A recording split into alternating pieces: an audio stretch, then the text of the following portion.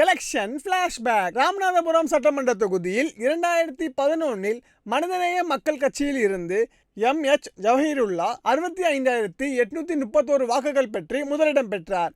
இரண்டாம் இடத்தில் காங்கிரஸில் இருந்து ஹசன் அலி 50,074 வாக்குகள் பெற்றார். மூன்றாம் இடத்தில் பாஜகவில் இருந்து கண்ணன் 28,060 வாக்குகள் பெற்றார்.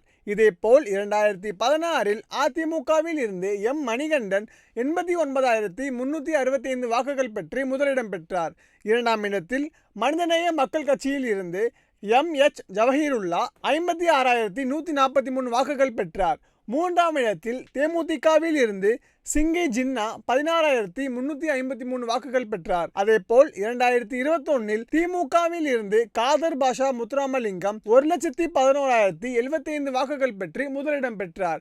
இரண்டாம் இடத்தில் பாஜகவில் இருந்து டி. குப்புராமு 60,763 வாக்குகள் பெற்றார்.